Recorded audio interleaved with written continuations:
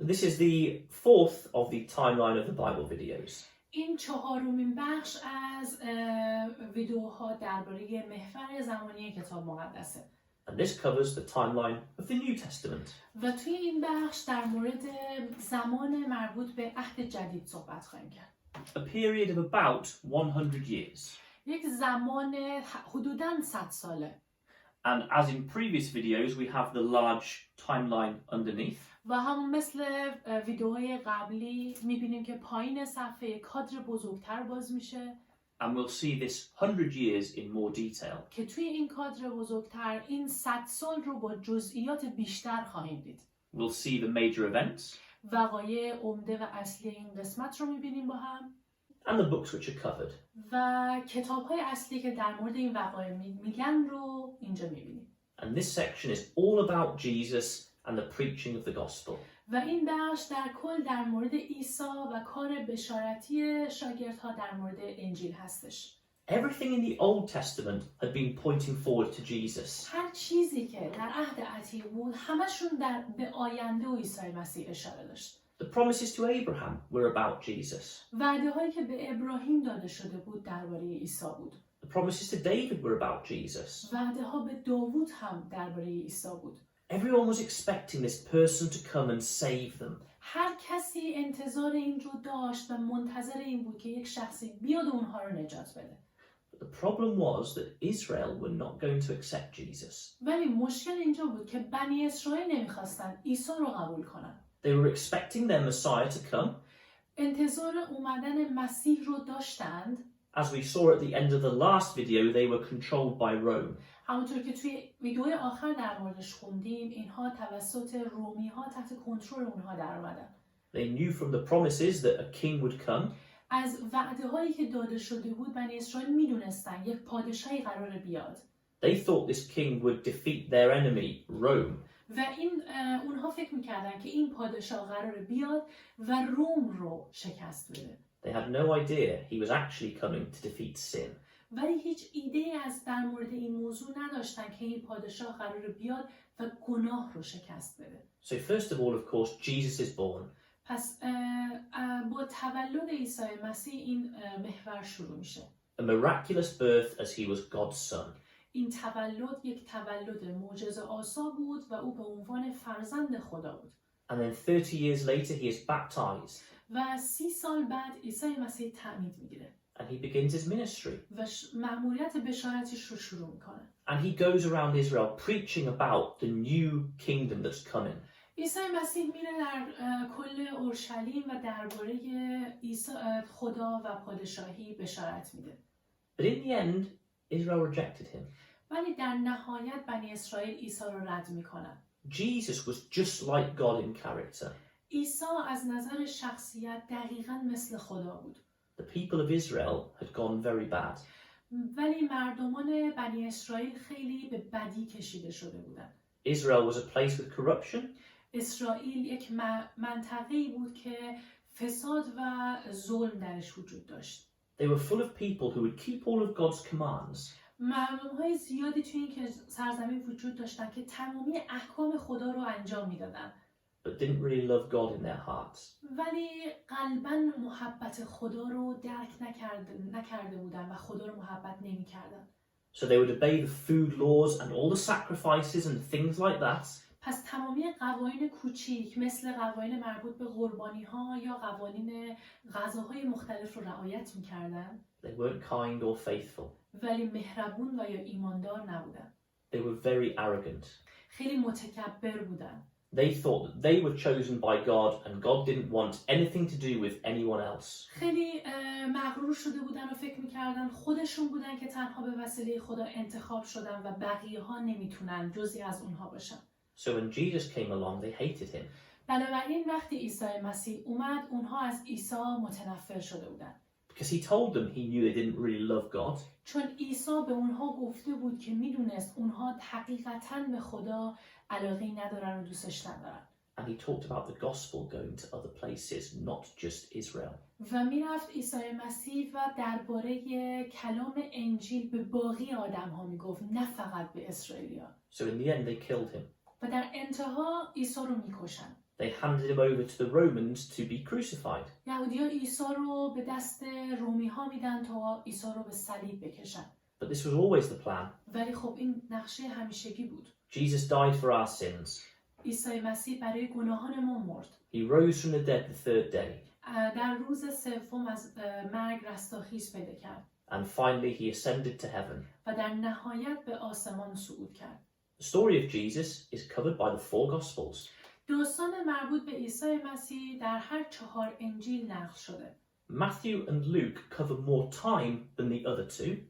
متی و لوقا زمان بیشتری رو درباره این زندگی عیسی نقل کردن در مقایسه با 2 انجیل دیگه. Because they tell us about Jesus' birth. چون درباره تولد عیسی هم این 2 انجیل میگن. While the other 2 start when Jesus is baptized. در صورتی که 2 انجیل دیگه از زمانی که عیسی تعمید شده شروع کردن به نقل کردن داستان‌ها. But these 4 Gospels are all about Jesus. هر 4 انجیل درباره عیسی مسیحه.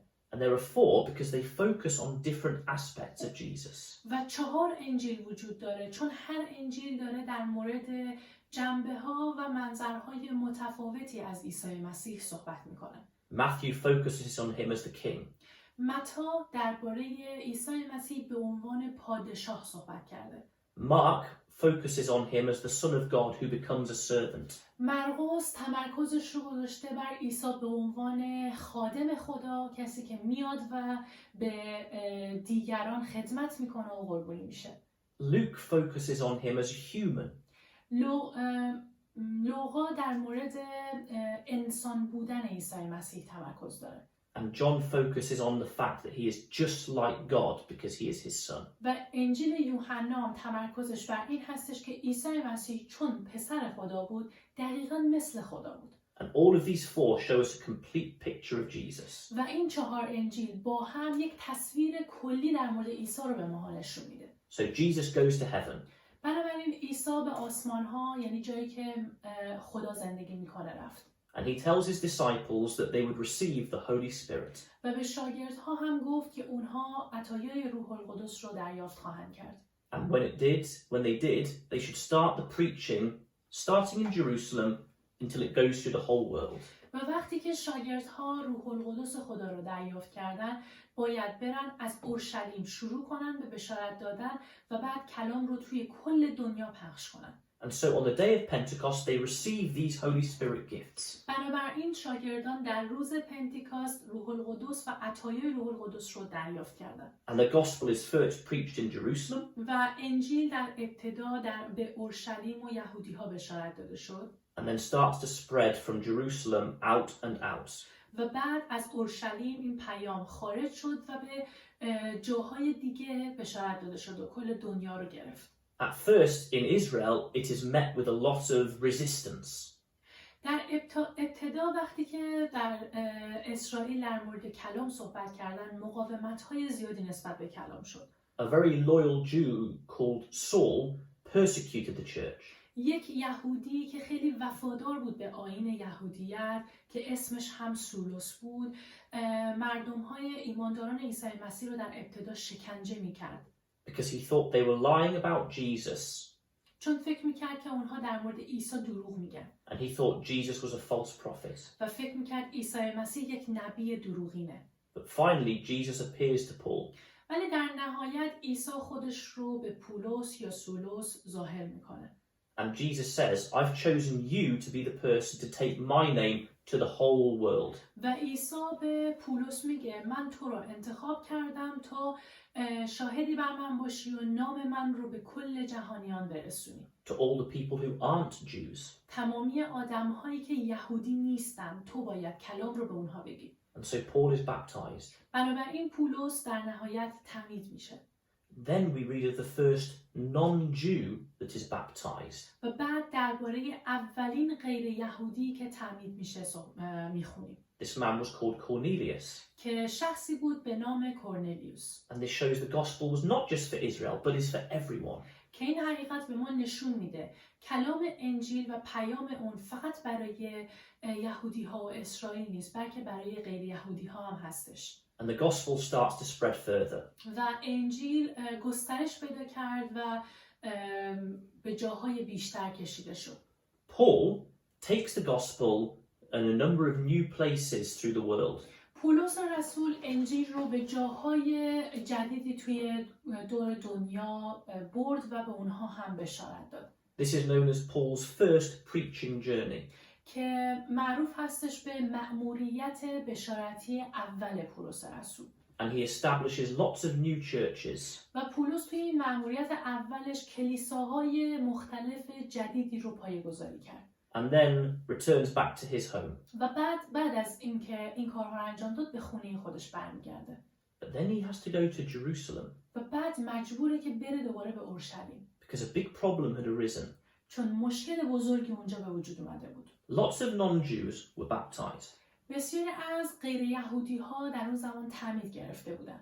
But lots of Jews who were also baptized started telling them, you have to obey the law and be circumcised. ولی اون دسته از یهودی هایی که تعمید گرفته بودن به غیر یهودی های تعمیدی میگفتن که باید قوانین یهودیت رو اطاعت کنید و شما هم ختنه بشید. And the non-Jews said, no we don't, we are disciples of Jesus, we don't need to obey the Jewish law. و غیر یهودیان تعمیدی گفتن نه ما احتیاج به ختنه نداریم، ما هممون شاگردان عیسی هستیم و تعمید داریم.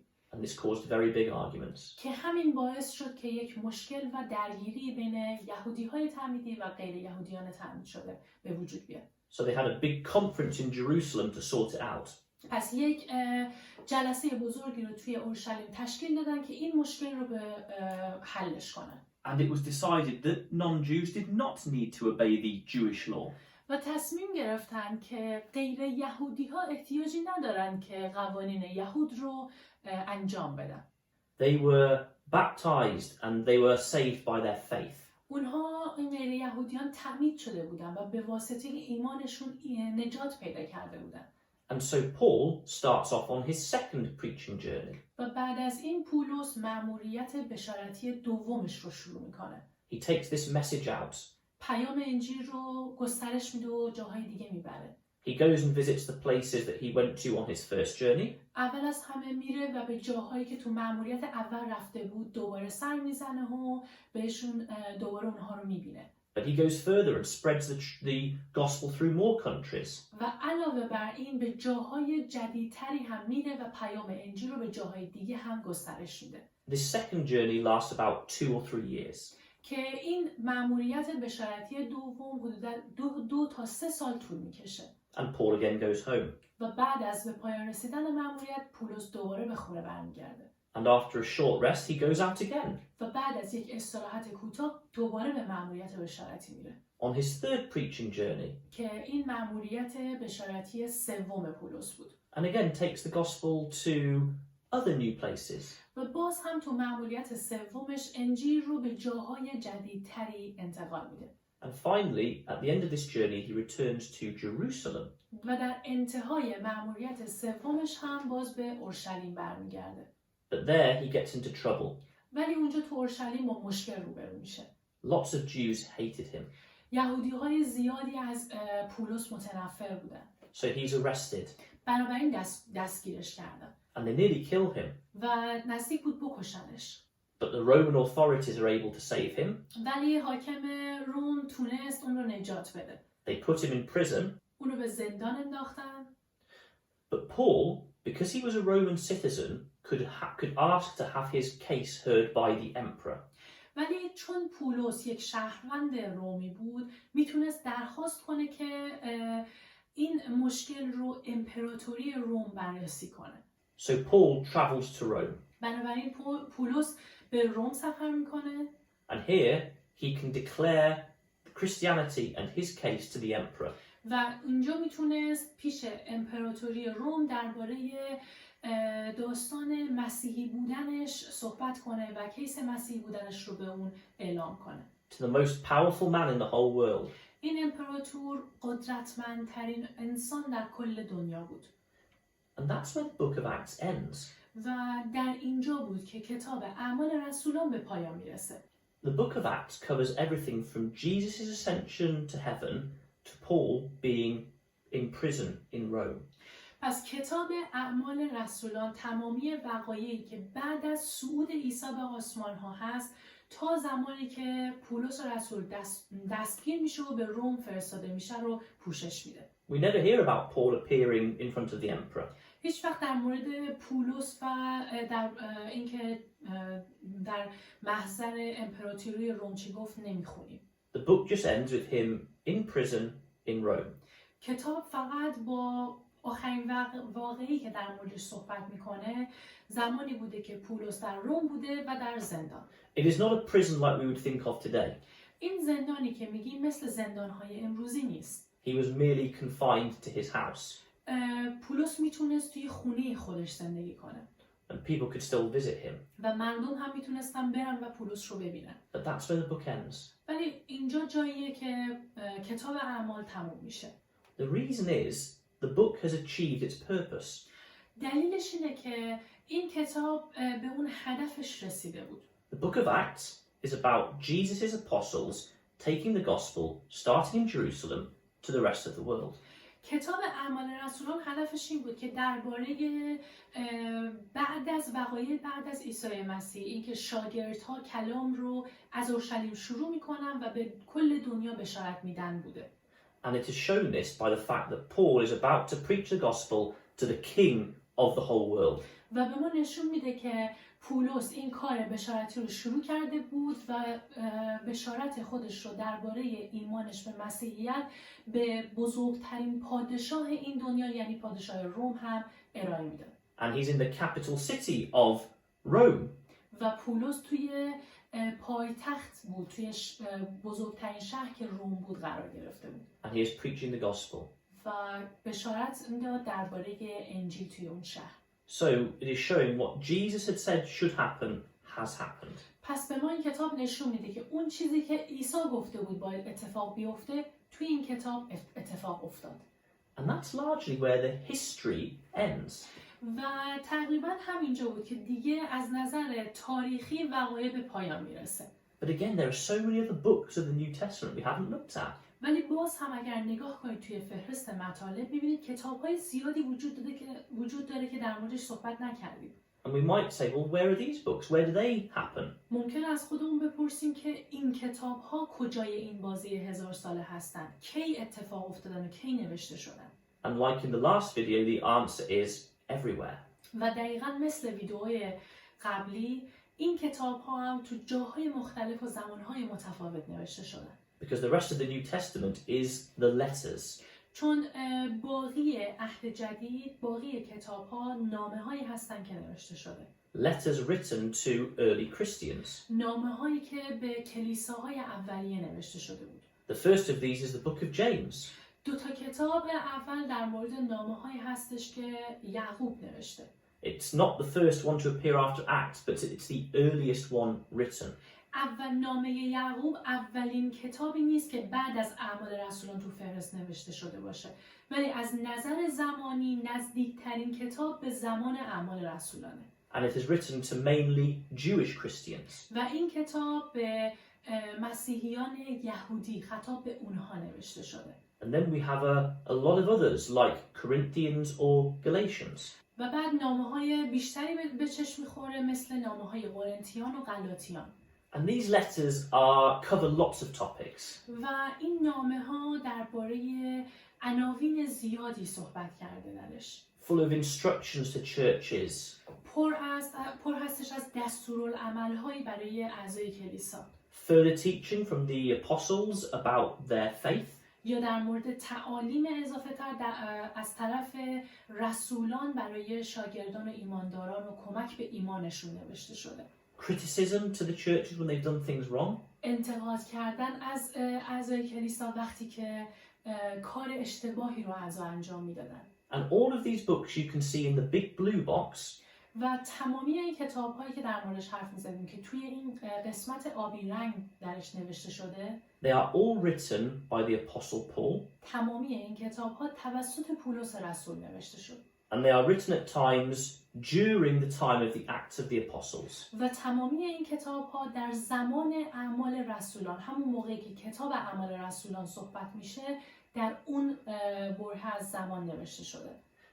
There is something we don't read in the New Testament. یه چیز دیگه هم هست که تو عهد جدید در موردش نمیخونیم. Paul was actually released from his imprisonment after the book of the Acts finishes.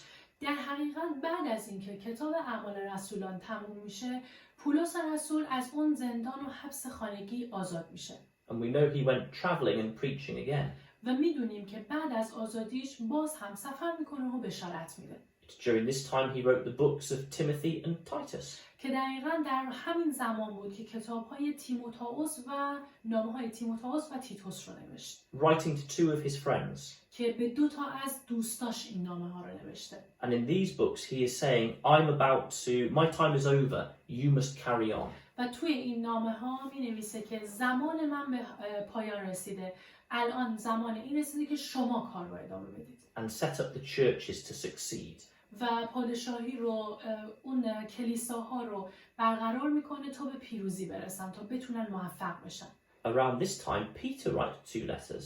و بعد همین موقع بود که پتروس رسول هم 2 نامه مینویسه. And these are written mainly to Jewish Christians. که این نامه ها اغلب برای مسیحیان یهودی نوشته شده. They're written to Christians who are suffering under persecution from Rome. خطاب به مسیحیانی نوشته شده که تحت شکنجه های رومی داشتن زجر و شکنجه می‌دیدن. And he also talks about how Jerusalem is about to be destroyed. و بعد درباره نابودی اورشلیم هم صحبت میکنه. There's the book of Hebrews as well. کتاب عبرانیان هم داریم. Hebrews is written to Jewish Christians in Jerusalem. کتاب عبرانیان خطاب به ایمانداران یهودی که توی اورشلیم بودن نوشته شده. Many of them were finding discipleship hard. برای خیلی از اونها شاگردی و ایمان داشتن به مسیح سخت بود. And they were leaving the gospel and going back to practicing the Jewish religion. و داشتن انجیل رو دیگه ترک می‌کردن، دوباره برمیگشتن به همون آیین‌های یهودیت. They were no longer following Jesus and being disciples. دیگه عیسی رو دنبال نمی‌کردن و دیگه مثل یک شاگرد نبودن. So the book of Hebrews is written to them to tell them to come back to Christ. بنابراین کتاب عبرانیان نوشته شد و خطاب به این دسته از افراد بود و بهشون گفته شد که برگردید به سمت مسیح. And finally in this time period the book of Jude. و بعد در نهایت نامه یهودا رو داریم. And this was written to believers to warn them about false teachers. این نامه به ایماندارانی نوشته شد و به اونها درباره معلمان دروغین هشدار میداد. All of these books were written before AD 70. تمام این کتاب‌هایی که گفتیم قبل از سال 70 بعد میلاد نوشته شده. Because around the time of AD 70 there were big changes. چون تقریبا همین در محدوده سال 70 بعد از میلاد بود که یک تغییر بزرگی ایجاد میشه. Peter and Paul were both executed. پتروس و پولس هر دو شکنجه شدند. And Jerusalem was destroyed by the Romans. و اورشلیم هم توسط رومی ها نابود شد. These were big events. اینها بزرگترین وقایعی بودند که توی این زمان اتفاق افتاده. The destruction of Jerusalem showed that the Jews had angered God too much. نابودی اورشلیم نشون میداد که یهودی ها خدا رو بسیار خشمگین کردند. They rebelled against him and killed his son. بر ضد خدا شورش کردند و فرزندش پسرش رو کشتند. And they were opposed to the gospel. و برخلاف انجیل رفتار کردند و باهاش مخالفت کردند. So Jerusalem was destroyed and the Jews were scattered. بنابراین اورشلیم نابود شد و یهودی ها تو کل دنیا پراکنده شدند. And it won't be until the kingdom that they're brought back to be ruled over. و دوباره در زمان پادشاهی میتونن دور هم جمع بشن و توی پادشاهی قرار بگیرن. So there's just a few books left to cover. یه چند تا کتاب دیگه هم مونده که باید در موردش صحبت بشه. 1 John, 2 John and 3 John. نامه‌های اول، دوم و سوم یوحنا. These were written towards the end of the 1st century. این سه نامه اواخر قرن اول پس از میلاد نوشته شده. And they're written to believers to explain more to them about the ways of love and showing true love. و خطاب به ایمانداران نوشته شده و درباره محبت و اینکه از چه طریق‌هایی محبت به دیگران رو نشون بدن صحبت شده. They're written by the Apostle John. توسط یوحنا نوشته شده این نامه ها. And finally, the book of Revelation, و در نهایت کتاب مکاشفه رو داریم also written by John. که این نامه هم باز به وسیله یوحنا نوشته شد. It's the last book of the Bible, این کتاب آخرین کتاب تو کتاب مقدسه.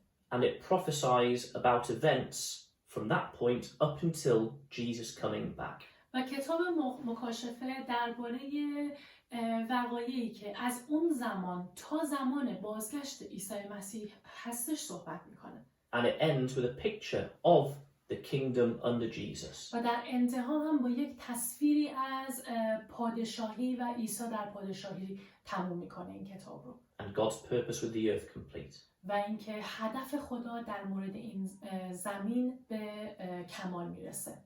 And that is the 100-year period of the New Testament.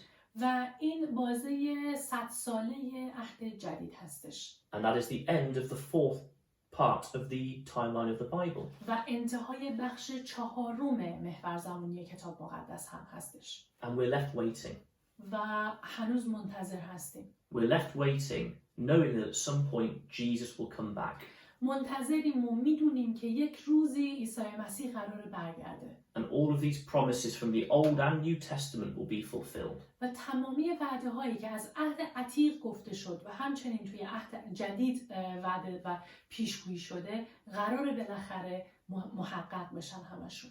And we're left with the whole Bible to help us to keep faithful. و این کتاب مقدس برای ما باقی گذاشته شده تا بتونیم از طریق کتاب مقدس ایمانمون رو حفظ کنیم. And the whole Bible fits together perfectly.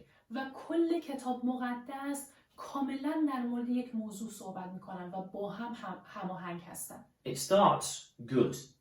با خوبی شروع میشه کتاب. Adam, Eve, humans and God together united. آدم، حوا، انسان‌ها و خدا همه با هم متحد بودن و خیلی خوب بود همه چیز. And then sin separates humans and God. و بعد گناه وارد دنیا شد و بین انسان و خدا یک جدایی رو به وجود آورد. And then, of course, the end of the Bible is humans and God reunited.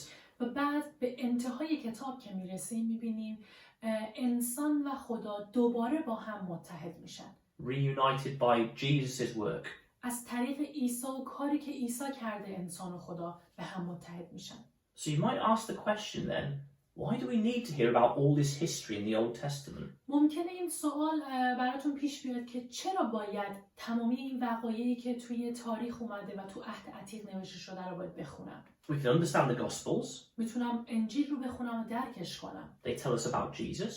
انجیل در مورد عیسی به من یاد میدن. And we can understand the letters giving good advice to Christians. و همینطور میتونم نامه‌هایی که تو عهد جدید نوشته شده رو بخونم و توصیه‌های خیلی خوبی به مسیحی‌ها کرده توی این نامه‌ها. So why is so much of the Bible taken up talking about God and Israel? پس چرا بخش بزرگی از کتاب مقدس در عهد عتیق داره در مورد بنی اسرائیل و خدا صحبت میکنه؟ Do we even need to read it? آیا اصلا احتیاج هست بخونم اون قسمت‌ها رو؟ Yes, we do. بله. And I'll tell you why. جواب سوال رو هم براتون توضیح میدم. We said the Bible is not just a list of commands. گفتیم که کتاب مقدس فقط یک لیستی از فرامین و احکام نیست. The Bible is a book of stories, songs and all different things. کتاب مقدس مجموعه‌ای هست از داستان‌ها، مزامیر، نامه‌ها و چیزهای متفاوت. God doesn't just want to write a list saying, this is what I'm like, this is what you should do, this is what you shouldn't do. خدا فقط نخواسته یک لیستی برای ما تهیه کنه و بگه که من اینجوری هستم، این کارها رو ازتون میخوام که انجام بدید و این کارها رو نباید انجام بدید. He tells us stories about his relationships and interactions with human beings. خدا داستانهای زیادی رو درباره روابط خدا و انسانها و اینکه چطور خدا با انسانها رفتار میکرده نوشته. He shows us the sort of mistakes that people have made when trying to follow him. در مورد داستانهایی نوشته که چطور وقتی مردم تلاش میکردن خدا رو دنبال کنن چه خطاهایی انجام میدادن. He shows the good things people have done when trying to follow him. و همینطور در مورد کارهای خوبی که مردم در راستای دنبال کردن خدا انجام میدادن هم نوشته. He He shows all of his reactions to everything that happens that these people are doing. در مورد واکنش ها، عکس‌العمل هایی که خدا نسبت به کارهایی که مردمان مختلف میکرده صحبت کرده برامون. And all the messages that he gave them via his prophets. و درباره تمامی پیام هایی که خدا از طریق انبیاء خودش برای ما فرستاده گفته. If we really read and think about these stories and prophecies, اگر واقعا بخونیم این داستان ها رو و پیشگویی هایی رو که انبیا کردند، we will start to learn about God. کم کم درباره خدا هم یاد خواهیم گرفت. Think about getting to know someone, just a normal human being today. در مورد یه انسان معمولی فکر کنید که چطور شروع میکنید که اون شخص رو بشناسید. Someone could tell you some things about them, you know, what they liked, what they didn't like. یه نفر میتونه در مورد اون شخص به شما بگه که اون شخص چه شکلی هست، چه کارهایی میکنه و چه کارهایی انجام نمیده. But you wouldn't really know them. ولی در این صورت واقعا نمیتونید به درستی اون شخص رو بشناسید. You know them by spending time with them. شما تنها با وقت گذروندن و صحبت کردن با خود اون شخصه که میتونید اون شخص رو به درستی بشناسید. Seeing how they react, seeing how they act. باید عکس‌العمل‌ها و کارهاش رو ببینین و یاد بگیرید. In lots of different types of situations. ببینید تو موقعیت‌های مختلف چه کار میکنن. That's what the Old Testament and all of the Bible is. برای همینه که عهد عتیق و تمامی اون داستانات تو عهد عتیق نقش شده. It's spending time with God. بابت این هستش که بخونیم و درباره خدا یاد بگیریم و وقت بگذاریم در مورد این وقایع. Reading and thinking about all these things. همه این وقایع رو بخونیم و بهش فکر کنیم. Learning from Israel and all the mistakes they made. از بنی اسرائیل و تمامی خطاهایی که انجام میدادن یاد بگیریم، درس بگیریم. Learning from the first century churches and all the mistakes they made. در مورد کلیساهای قرن اول بخونیم و در مورد خطاهایی که اونها انجام میدادن درس بگیریم. Learning from the good things they did. و حتی کارهای خوبی که انجام میدادن از اونها هم باید درس بگیریم. And learning God's reaction to all of it. و همینطور درباره عکس‌العمل و رفتارهای خدا نسبت به تمامی این آدم‌ها بخونیم و یاد بگیریم. God has given us the whole Bible for us to read to learn about him. خدا کل کتاب مقدس رو به ما داده تا بخونیمش و در مورد خدا یاد بگیریم. And to learn about what he wants from us. و یاد بگیریم که خدا چی از ما میخواد. And hopefully now with these videos you have the framework of the major events and the books. امیدواریم که با مطالعه و دیدن این 4 ویدئو بتونید یک تصویر کلی درباره کتاب‌ها و خدا درک کنید. So when you're reading the different sections of the Bible, you can understand where it all fits in. تا وقتی جاهای مختلف و کتاب‌های مختلف رو در کتاب مقدس دیدید و خوندید، بدونید که این وقایع چه زمانی در تاریخ اتفاق افتاده. And remember to keep reading. و به یاد داشته باشین که پیوسته بخونید کتاب رو. Keep learning about God. و همیشه در مورد خدا یاد بگیرید. And thank you for listening. ممنونیم که به این ویدئوها گوش دادید.